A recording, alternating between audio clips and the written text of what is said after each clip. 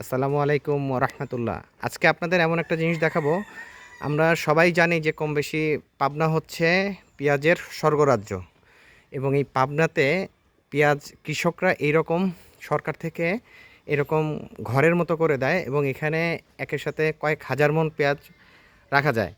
তো এই পেঁয়াজগুলো যেন সহজে নষ্ট না হয়, মিনিমাম 7 থেকে 8 মাস বা 4-5 মাস, 6 মাস, 8 মাস নির্ধারিত থাকে, এবং এই পেঁয়াজগুলো নষ্ট হয় না সহজে।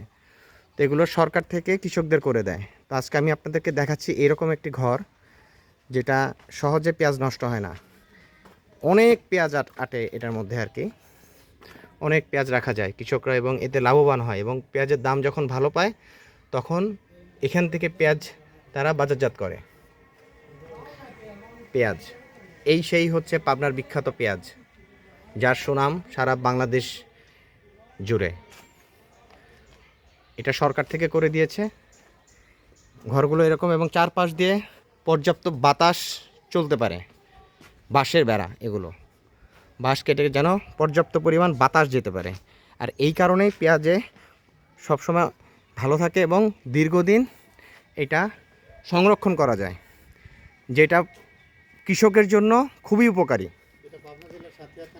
হ্যাঁ, এটা হচ্ছে পাবনা জেলার সাথিয়া থানার খেতুপাড়া গ্রাম। এই কৃষকের নাম হচ্ছে আক্তার হোসেন, এবং উনি হচ্ছেন একজন মাদ্রাসার হেডমাস্টার। তো ওনার সাথে আমি কথা বলি এই ব্যাপারে, যে উনি এই যে সরকার থেকে করে দিয়েছে এদের তার উপকার কী হচ্ছে। আসসালামু আলাইকুম ভাই। ভাই, এই যে আপনার বাড়িতে আসলাম, আমরা দেখলাম যে এই বাঁশের এত সুন্দর মানে সরকার থেকে করে দিয়েছে, তো এটার সুবিধাটা কি পাচ্ছেন একটু যদি আপনি বলতেন আমাদেরকে। এটা অনেক সুবিধা। আমাদের গ্রামের লোকজন যে পরিবেশে পেঁয়াজ রাখতো, সে পরিবেশে পেঁয়াজ বেশি দিন থাকতো না, পচে যেত, নষ্ট হয়ে যেত।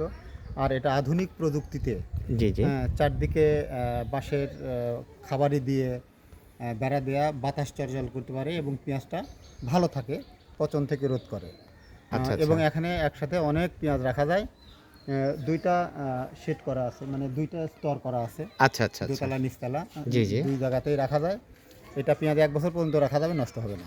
ও, এতে কি আপনারা অনেক উপকৃত হচ্ছেন? এবং অবশ্যই অনেক উপকৃত। আমরা তো জানি কৃষক পেঁয়াজের ভালো দাম পায় না, তো এই যে পদ্ধতিটা আপনারা রেখেছেন, আপনারা এখন কীরকম দাম পাচ্ছেন বা আপনারা কীরকম লাভবান হচ্ছেন? এখন মৌসুম, জি জি জি, সময় পেঁয়াজের মৌসুম, অ্যাভেলেবল পেঁয়াজ এখন বাজারে, যার কারণে মৌসুমের সময় একটু দাম কমই থাকে। এবারও দাম কম।